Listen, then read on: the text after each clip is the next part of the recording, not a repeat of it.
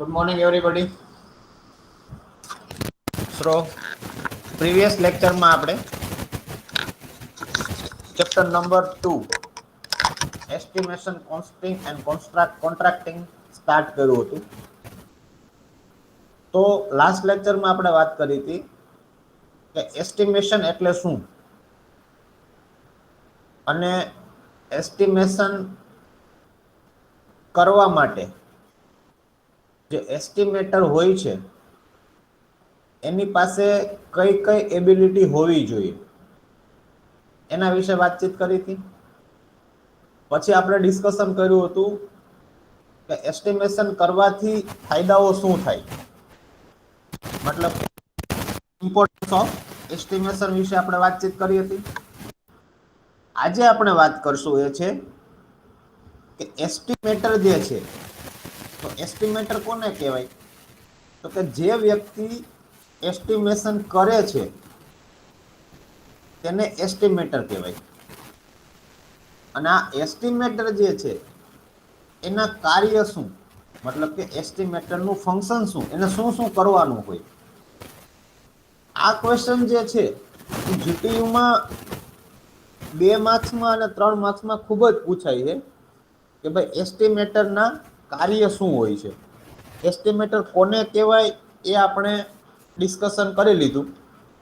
હવે આપણે વાત કરવાના છીએ કે એસ્ટિમેટર છે તો એને કેવા કેવા પ્રકારના કાર્યો કરવાના હોય છે. તો આજનો ટોપિક આપણો છે એ છે ઇમ્પોર્ટન્સ ફંક્શન ઓફ એસ્ટિમેટર. તો પેલું કામ એનું છે ક્વોન્ટમ ઓફ વર્ક ડિસાઇડેડ, એટલે કે વર્કનો જથ્થો, મતલબ કે જે તમારે કામ કરવાનું છે એ કામ કેટલું છે, મતલબ કે કેટલા દિવસમાં પૂરું થાય એવું છે, એના આધારે એ નક્કી કરશે કે તો ભાઈ હવે આટલું કામ છે એ આટલા દિવસમાં પૂરું કરવાનું છે, તો ડેઈલી કેટલું કામ કરવું પડે. અને ડેઈલી કામ કરવા માટે કેટલી મટીરિયલની રિક્વાયરમેન્ટ થશે. તમારું જે કાંઈ આખો પ્રોજેક્ટ જે છે એ પ્રોજેક્ટ કેટલા દિવસમાં પૂરો થશે એ પણ નક્કી કરશે એસ્ટિમેટર. પ્લસ એ પ્રોજેક્ટને પૂરો કરવા માટે કેટલો મટીરિયલનો ખર્ચો આવશે એ પણ એસ્ટિમેટર નક્કી કરે છે. ત્યારબાદ ડિસાઇડ વેજીસ ઓફ લેબર, કે લેબરને મહેનતાણા રૂપે કેટલા રૂપિયા આપવા એ પણ એસ્ટિમેટર નક્કી કરે છે. ત્યારબાદ expense toward special machine and tools. Last લેક્ચરમાં આપણે વાત કરી હતી કે આપણે પ્રોજેક્ટમાં કામ કરવા જઈએ ત્યારે ઘણીવાર આપણે અમુક પ્રકારના મશીનરી પણ આપણે યુઝમાં લેતા હોઈએ. તો જો આવા સ્પેશિયલ કોઈ મશીન અથવા તો ટૂલ્સની રિક્વાયરમેન્ટ થાય તો એનો ખર્ચો કેટલો આવશે એ પણ નક્કી કોણ કરશે? તો કે એ એસ્ટિમેટર નક્કી કરશે કે ભાઈ અંદાજિત એટલો મશીન અથવા તો ટૂલ્સનો ખર્ચો આવશે. ત્યારબાદ estimation overhead, transportation and other facility charge. તો અત્યાર સુધી આપણે 2 પ્રકારના ચાર્જની વાત કરી. તો કે ભાઈ એસ્ટિમેટર જે છે એ મટીરિયલની કિંમત નક્કી કરે, સાથે સાથે સ્પેશિયલ મશીન અથવા ટૂલ્સ જે છે એનો ખર્ચો નક્કી કરે, અને એની જોડે કોઈ ઓવરહેડ ચાર્જ હોય અથવા ટ્રાન્સપોર્ટેશન ચાર્જ હોય અથવા તો કોઈ પણ પ્રકારની ફેસિલિટીનો ચાર્જ હોય, તો આ બધા ચાર્જનો પણ અંદાજ એસ્ટિમેટર કાઢશે. ત્યારબાદ evaluate profit and loss management. હવે સંપૂર્ણ પ્રોજેક્ટ તમારો પૂરો થાય ત્યારે તમને કેટલો પ્રોફિટ થશે અથવા તો કેટલો લોસ થશે એ બંને પાસાઓની ગણતરી જે છે એ એસ્ટિમેટર કરશે. ત્યારબાદ exercise control over quantity of material, quality of work end time. શું કરશે એસ્ટિમેટર કેટલી ક્વોન્ટિટીમાં મટીરિયલ જોઈએ, કેવું વર્ક કરવાનું છે અને ટાઈમ. આ ત્રણ ફેક્ટરનું કંટ્રોલ એસ્ટિમેટર કરશે. તો આ જે છે, અને લાસ્ટમાં to encourage economical procedure for execution of work. જરૂર પડે તો આર્થિક રીતે પણ લેબરની અથવા તો વર્કરની હિંમત વધારી અને કામ જે છે એ સરળતાથી પૂરું કરશે. તો ટોટલ 8 પ્રકારના કામ છે કે જે એસ્ટિમેટર કરશે. તો આ જે છે એ એસ્ટિમેટરના મેઇન ફંક્શન છે કે જે આટલા વર્ક જે છે એને કરવાના હોય છે. તો આ જે છે એ મોસ્ટ આઈએમપી ટોપિક છે કે જે એસ્ટિમેટરના કાર્ય અથવા તો એસ્ટિમેટરના ફંક્શન વિશે વાતચીત કરે છે. આમાં કોઈને કઈ ક્વેરી હોય તો મારી જો ડિસ્કશન કરી લે, અધરવાઇઝ તમે લોકો ઇમ્પોર્ટન્ટ પોઈન્ટ જે છે એ નોટ ડાઉન કરી લ્યો. તમને હું 1 મિનિટનો ટાઈમ આપું છું.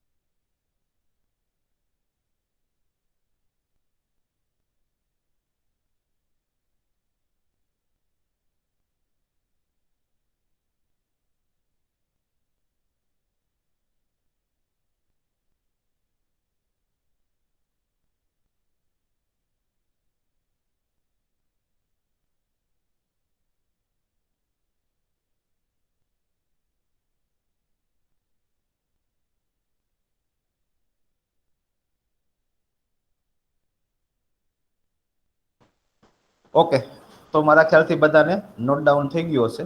તો આપણે આગળ વધીએ. નેક્સ્ટ ટોપિક આપણો છે એસ્ટિમેશનના પ્રકાર. એસ્ટિમેશન મતલબ કે અંદાજ. તો અંદાજના પણ પ્રકાર છે. there are two types of estimation. Estimation જે છે એના મેઇન બે પ્રકાર છે. પહેલું છે એ એપ્રોક્સિમેટ એસ્ટિમેશન અને બીજું છે એ સાયન્ટિફિક એસ્ટિમેશન. અગેન આ ક્વેશ્ચન પણ ખૂબ જ આઈએમપી છે. જીટીયુમાં ઘણી વખત પૂછાયેલો છે અને ટેકનિકલ નોલેજ માટે પણ ખૂબ જ અગત્યનો ક્વેશ્ચન છે કે એસ્ટિમેશનના પ્રકાર. એસ્ટિમેશન એટલે કે અંદાજ. તો અંદાજના પણ બે પ્રકાર છે. Types of estimation are two. First is approximate estimation and second is scientific estimation. હવે એપ્રોક્સિમેટ નું ગુજરાતી શું થાય? લગભગ. અને સાયન્ટિફિક નું મતલબ ગુજરાતી શું થાય? વૈજ્ઞાનિક દ્રષ્ટિએ, વૈજ્ઞાનિક અંદાજ. અને એપ્રોક્સિમેટ મતલબ કે લગભગ અંદાજ. હવે approximate estimation and scientific estimation કેવી રીતે કરવામાં આવે છે અને બંનેમાં શું ડિફરન્સ છે એ આપણે સ્ટડી કરીએ. તો પહેલા વાત કરશું આપણે એપ્રોક્સિમેટ એસ્ટિમેશન માટે. તો કે this estimation is carried out by a person having little knowledge of work. તો કે જે માણસ પાસે કામનું થોડું ઘણું પણ નોલેજ હોય તો પણ એ વ્યક્તિ એપ્રોક્સિમેટ એસ્ટિમેશન કરી શકે. જ્યારે સાયન્ટિફિક એસ્ટિમેશન કરવા માટે એ માણસ જે છે એ કામમાં એક્સપર્ટ હોવો જોઈએ. તો એક તો આ ડિફરન્સ થઈ ગયો. આની તમને એક્ઝામમાં કમ્પેરિઝન પણ ખૂબ જ પૂછાય છે કે ભાઈ એપ્રોક્સિમેટ એસ્ટિમેશન સાયન્ટિફિક એસ્ટિમેશનની કમ્પેરિઝન કરો. તો પહેલો કમ્પેરિઝનનો મુદ્દો છે નોલેજ. તો કે જે માણસ પાસે કામનું સામાન્ય નોલેજ હોય તો એ માણસ એપ્રોક્સિમેટ એસ્ટિમેશન કરી શકે. પરંતુ સાયન્ટિફિક એસ્ટિમેશન કરવા માટે એ માણસ એ કામનો એક્સપર્ટ હોવો જોઈએ. પછી એપ્રોક્સિમેટ એસ્ટિમેશનમાં શું હોય? તો કે it does not include any calculation of material and labour. તો જે એપ્રોક્સિમેટ એસ્ટિમેશન જે છે એમાં મટીરિયલ અને લેબરની કોઈ ગણતરી કરવામાં આવતી નથી. ખાલી એમનેમ અનુભવના આધારે અંદાજ કરવામાં આવે, કોઈ પણ પ્રકારની ગણતરી ના હોય. પછી તો સાયન્ટિફિકમાં શું હોય? તો કે સાયન્ટિફિકમાં the quantity is decided by study and analysis of plan and drawing. હવે એ જ વસ્તુ મટીરિયલ અને લેબરની જો તમારે ગણતરી કરવાની હોય અને સાયન્ટિફિક એસ્ટિમેશન કરવું હોય તો તમારે એમના પ્લાન અને ડ્રોઈંગ્સ આ બંને વસ્તુઓને સ્ટડી કરી અને પછી આપણે મટીરિયલ અને લેબરની ક્વોન્ટિટી નક્કી કરતા હોઈએ છીએ સાયન્ટિફિકમાં. પછી એપ્રોક્સિમેટની વાત કરીએ તો કે in this estimation quantity of material and labour decided by thumb rule. Thumb rule મતલબ એના અનુભવના આધારે જે ભૂતકાળમાં એને કામ કર્યા છે એના આધારે એ નક્કી કરી લે કે ભાઈ આ કામ કરવા માટે લગભગ આટલો મટીરિયલ જોશે ને લગભગ આટલી લેબર જોશે.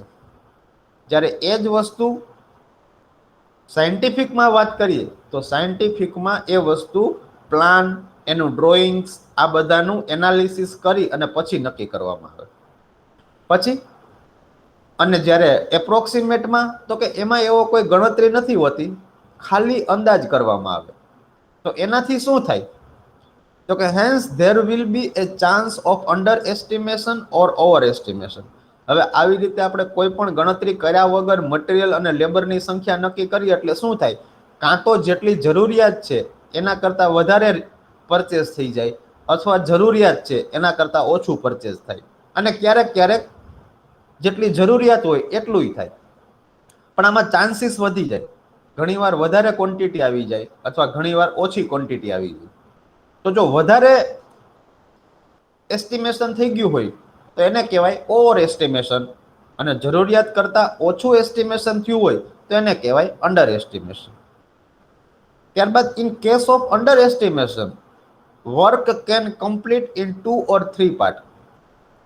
હવે જો અંડર એસ્ટિમેશન થયું હોય મતલબ કે રિક્વાયરમેન્ટ હોય એના કરતાં ઓછો અંદાજ હોય તો શું થાય કે તમારું મટીરિયલ અને લેબર આ બંનેની સંખ્યા પૂરી થઈ જશે પણ તોય કામ પૂરું નહીં થાય. એટલે આપણે શું કરવું પડે?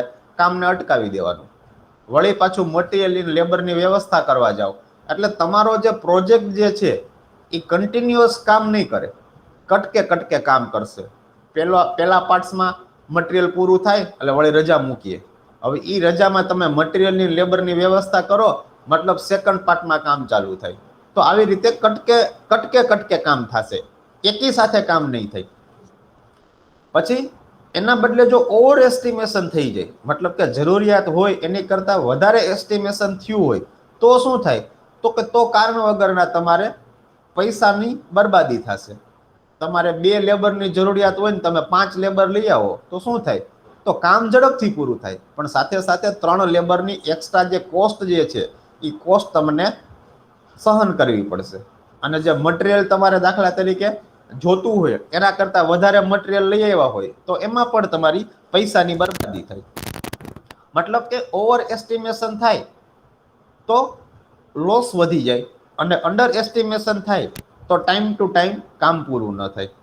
અને જ્યારે સાયન્ટિફિક એસ્ટિમેશનમાં ઇટ્સ સાયન્ટિફિક એસ્ટિમેશનમાં આપણે કન્ટીજન્સી, ઇન્સ્પેક્શન, ટેસ્ટિંગ અને સુપરવિઝન ચાર્જ પણ આપણે એમાં આપવો પડે. હવે કન્ટીજન્સી ચાર્જ એટલે શું?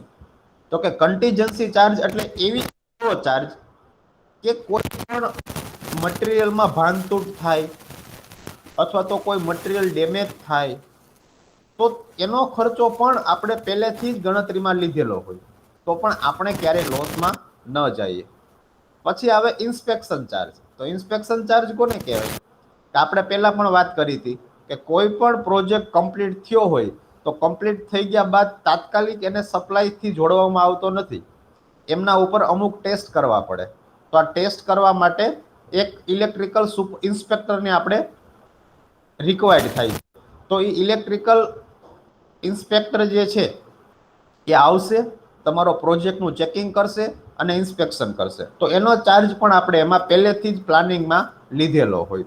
પછી ટેસ્ટિંગનો ચાર્જ, સુપરવિઝનનો ચાર્જ, આ બધા ચાર્જ આપણે ગણતરીમાં લીધા હોય, જેથી કરીને સાયન્ટિફિક એસ્ટિમેશનમાં જે તમે પ્રોફિટની અમાઉન્ટ નક્કી કરી છે એ પ્રોફિટની અમાઉન્ટ તમને લગભગ 100% મળશે જ.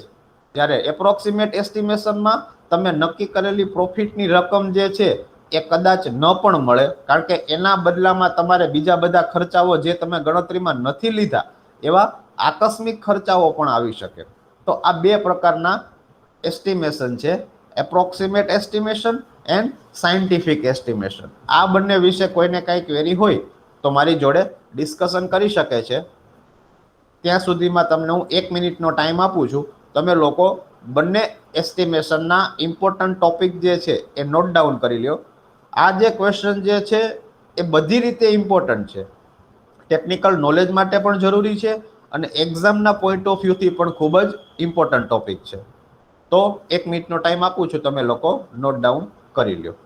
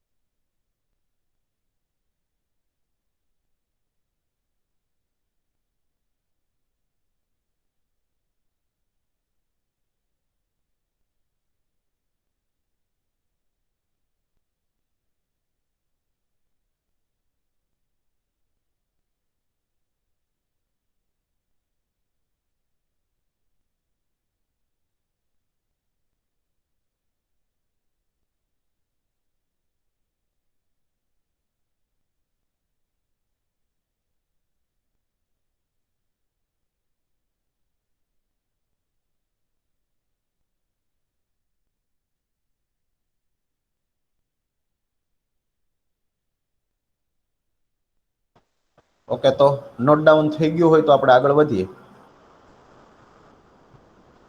આગળ વધીએ આપણે કે વેઇટ કરવો હજી? Hello hello. ઓકે સર, થઈ ગયું. ઓકે, તો નેક્સ્ટ ટોપિક જે આપણો જે છે એ છે હવે બંનેનું comparison. Approximate estimation and scientific estimation, આ બંનેની કમ્પેરિઝનની વાત કરીએ. એક સાઈડ આપણે એપ્રોક્સિમેટ એસ્ટિમેશન લેશું, બીજી સાઈડ આપણે સાયન્ટિફિક એસ્ટિમેશન લેશું. આ બંનેની કમ્પેરિઝન કરીએ. તો એપ્રોક્સિમેટ એસ્ટિમેશનમાં શું આવશે? જે આપણે ડિસ્કસ કર્યું એ જ વસ્તુ છે, ખાલી આપણે એને હવે કમ્પેરિઝનના ફોર્મમાં આપણે લખીએ છીએ. તો એપ્રોક્સિમેટ એસ્ટિમેશન જે છે એ સામાન્ય નોલેજ વાળો વ્યક્તિ પણ કરી શકે, જ્યારે સાયન્ટિફિક એસ્ટિમેશન જે છે એ કરવા માટે એક્સપર્ટ માણસની જરૂરિયાત આવશે. પ્લસ એપ્રોક્સિમેટ એસ્ટિમેશન કરવા માટે એ એસ્ટિમેશન એક્યુરેટ નહીં હોય. ઘણીવાર શું થશે કે તમારા મટીરિયલ કરતાં વધારે મટીરિયલ હશે, અથવા તો મટીરિયલ જરૂરિયાત કરતાં ઓછું હશે, મતલબ કે એક્ઝેક્ટલી નહીં હોય, એક્યુરેટ નહીં હોય. જ્યારે સાયન્ટિફિકમાં માત્ર સામાન્ય ફેરફાર જ હશે. જે રિક્વાયરમેન્ટ હશે એનાથી સામાન્ય એવો જ ખાલી ફેરફાર હશે, વધારો કે ઘટાડો હશે, વધારો કે ઘટાડો નહીં હોય. એપ્રોક્સિમેટમાં તો કે little utility of the ability and skill of the person. તો એપ્રોક્સિમેટ એસ્ટિમેશન કરવું હોય તો કોઈ પણ માણસની સામાન્ય સ્કિલનો જ ઉપયોગ થશે. જ્યારે સાયન્ટિફિક એસ્ટિમેશનમાં એકદમ સ્કિલફુલ માણસની જરૂરિયાત થશે. એપ્રોક્સિમેટ એસ્ટિમેશનમાં there are a possibility of incomplete of work and wastage of time and money. આપણે ડિસ્કશન કર્યું એવી રીતે, તો કે એપ્રોક્સિમેટ એસ્ટિમેશન હોય તો એમાં ઘણીવાર વર્ક અધૂરું પણ રહી જાય, અને જોડે જોડે ઘણીવાર પૈસા અને સમય બંનેની બરબાદી થાય. જ્યારે સાયન્ટિફિક એસ્ટિમેશનમાં આવી પોસિબિલિટી ખૂબ જ ઓછી હોય છે. એમાં પણ થાય, નથી થતું એવું નથી, પણ એપ્રોક્સિમેટની કમ્પેરિઝનમાં ખૂબ જ ઓછું હોય. એપ્રોક્સિમેટ એસ્ટિમેશનમાં sometimes work is to be held up due to under estimation. હવે ઘણીવાર આપણે વાત કરીએ એવી રીતે કે જરૂરિયાત કરતાં ઓછો જથ્થો આવ્યો હોય તો આપણે કામને અટકાવી પણ દેવું પડે. તો જ્યારે સાયન્ટિફિકમાં આવી પ્રશ્ન રહેતો નથી, કારણ કે એમાં તો આપણું મટીરિયલ, લેબર એ બધું પ્લાનિંગ પ્રમાણે હોય, ગણતરી પ્રમાણે હોય, તો એમાં આટલો બધો ફેરફાર ન આવે. પછી એપ્રોક્સિમેટ એસ્ટિમેશનમાં the quality of work is not maintain. કામની જે ગુણવત્તા જે છે એ એમાં જળવાતી નથી. અને ન જળવાવાનું કારણ શું? તો કે તમારું કામ જે છે એ અટકીને ચાલે છે. 5 દિવસ કામ થાય, વળી 2 દિવસ રજા મૂકો, વળી 5 દિવસ કામ થાય, વળી 2 દિવસ રજા મૂકો, વળી આજે લેબર વધારે મળ્યા હોય તો ઝડપથી કામ થાય, કાલે લેબર ઓછા મળે તો ઓછું કામ થાય. તો આવી રીતે એક કન્ટિન્યુટી મેન્ટેન ન થાય. અને કન્ટિન્યુટી મેન્ટેન ન થાય એટલે શું થાય કે તમારા કામમાં ગુણવત્તા અથવા ક્વોલિટી જે છે એની ઘટાડો થાય. અને જે વસ્તુ સાયન્ટિફિકમાં આવું થતું નથી, એમાં તો પ્લાનિંગ પ્રમાણે જ આપણે ચાલતા હોઈએ છીએ. પછી એપ્રોક્સિમેટ એસ્ટિમેશનમાં time span and cost is increase. Time span મતલબ કે તમે જે ટાઈમ નક્કી કરેલો છે પ્રોજેક્ટને કમ્પ્લીટ કરવા માટે, એ ટાઈમમાં વધારો થાય અને કિંમતમાં પણ વધારો થઈ શકે. જ્યારે સાયન્ટિફિકમાં આવું ન થાય. જે ટાઈમે અને જે કિંમતમાં તમે નક્કી કર્યું છે એના આજુબાજુમાં જ તમારું કાર્ય પૂરું થશે. તો જે પ્રીવિયસ ટોપિકમાં ડિસ્કશન કરી એ સેમ ટોપિક અહીંયા છે, પણ અહીંયા માત્ર પ્રેઝન્ટેશનમાં કમ્પેરિઝનના ફોર્મમાં તમને બતાવ્યા છે. કારણ કે આ ક્વેશ્ચન જે છે એ કમ્પેરિઝનના ફોર્મમાં તમને એક્ઝામમાં બહુ પૂછાય છે, એટલા માટે મેં ટેબલ ફોર્મમાં બંનેના પોઈન્ટ્સને આપણે કમ્પેર કર્યા છે. બરોબર? તો આ સેમ વસ્તુ જ છે, છતાં પણ તમને હજી કોઈ ક્વેરી રહી જતી હોય તો આપણે ડિસ્કશન કરી શકીએ છીએ. અને કોઈ પોઈન્ટ નોટ ડાઉન કરવાનો મિસ થઈ જતો હોય તો તમે એને લખી શકો છો. 1 મિનિટનો ટાઈમ આપું છું, તમે લોકો મેન્ટેન કરી લો.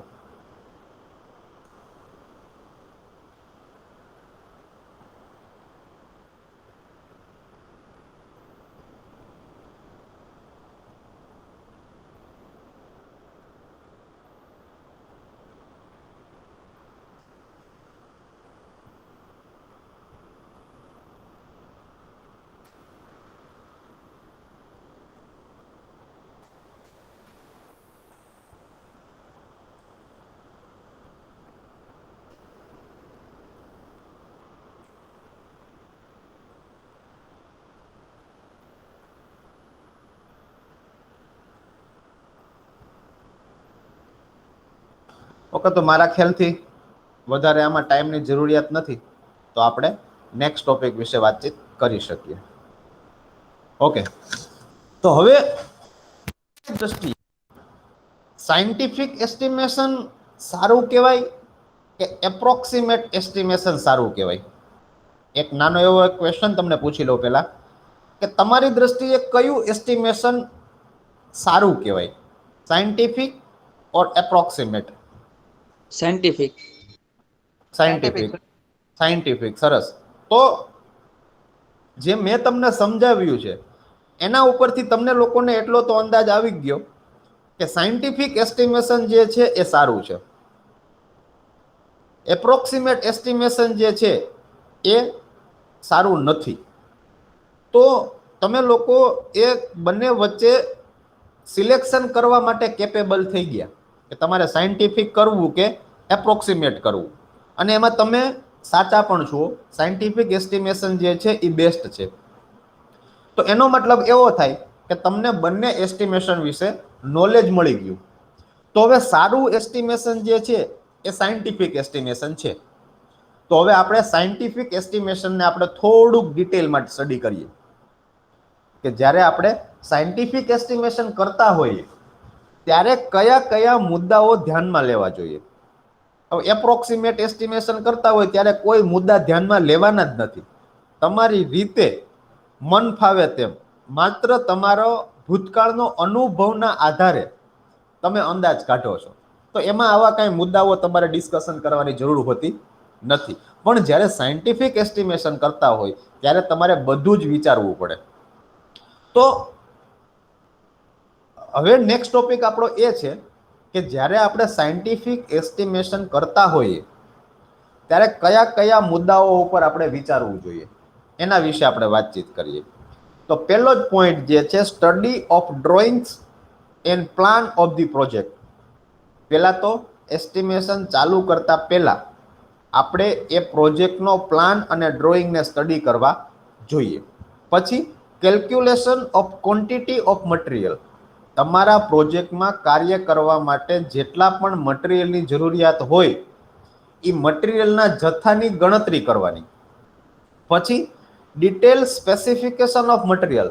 ખાલી મટીરિયલનો જથ્થો નક્કી કરવો એવો નહીં, દરેકે દરેક મટીરિયલનું સ્પેસિફિકેશન પણ સ્ટડી કરવાનું કે ભાઈ તમારે કયા સ્પેસિફિકેશન વાળું મટીરિયલ જોઈએ છે.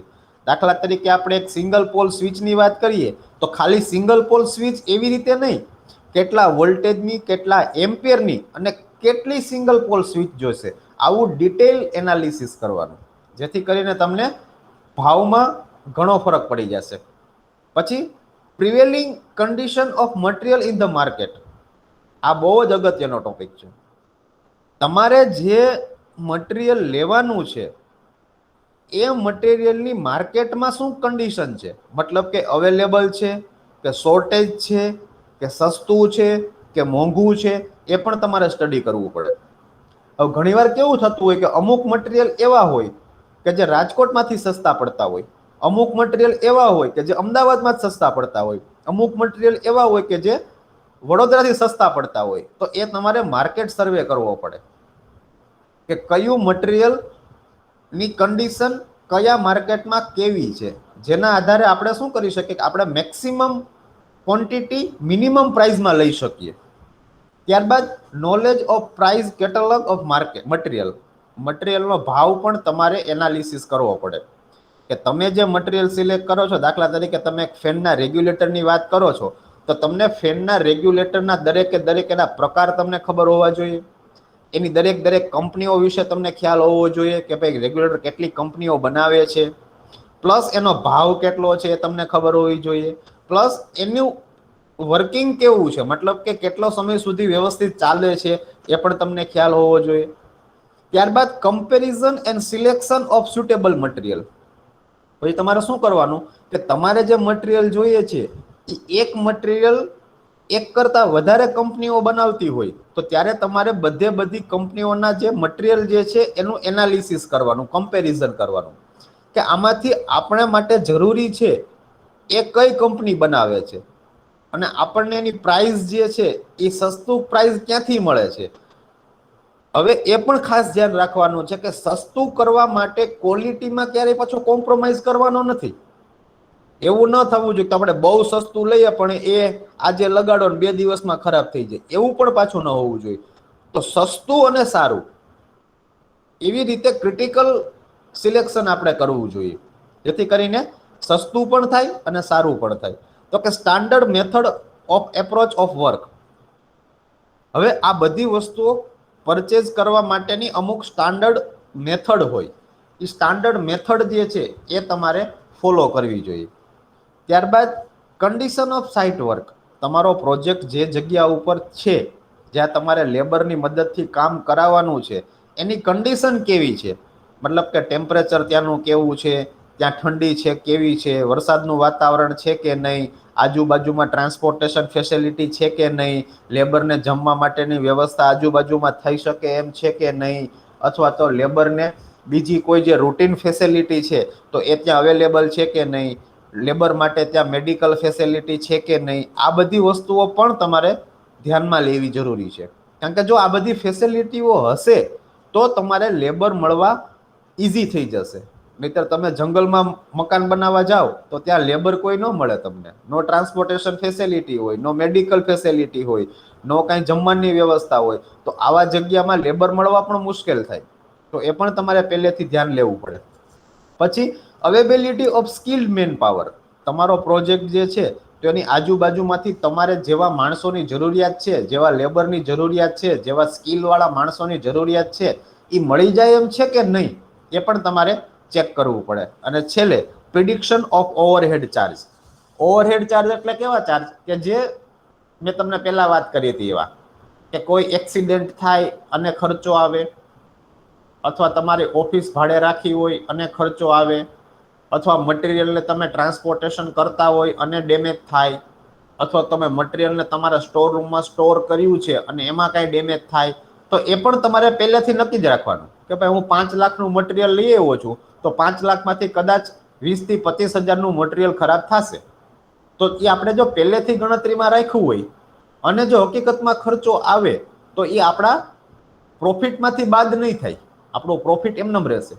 અને આપણે પ્લાનિંગ કર્યું હોય તો એ 20,000 રૂપિયા આપણે એમાંથી મળી શકે. પણ જો આપણે પ્લાનિંગ ન કર્યું હોય તો શું થાય કે તો એ 20,000 રૂપિયા આપણા પ્રોફિટમાંથી ઓછા થઈ જશે. તો મેઇન આટલા મુદ્દાઓ જે છે એ આપણે ધ્યાનમાં રાખવા પડે જ્યારે આપણે સાયન્ટિફિક એસ્ટિમેશન કરતા હોય ત્યારે. તો આજના લેક્ચરમાં આપણે અહીંયા સુધી રાખીએ છીએ. તમને કાંઈ ક્વેરી હોય આ ટોપિક રિલેટેડ તો મારી જોડે તમે ડિસ્કશન કરી શકો છો. તમને હું 1 મિનિટનો ટાઈમ આપું છું. તમે લોકો ઇમ્પોર્ટન્સ પોઈન્ટ જે છે એ નોટ ડાઉન કરી લ્યો. અને આજનો લેક્ચર આપણે અહીંયા પૂરો કરીએ છીએ. નેક્સ્ટ લેક્ચરમાં હવે આપણે આગળ વધશું. ત્યાં સુધી તમને કાંઈ ક્વેરી હોય તો મારી જોડે ડિસ્કશન કરી શકો છો. Thank you.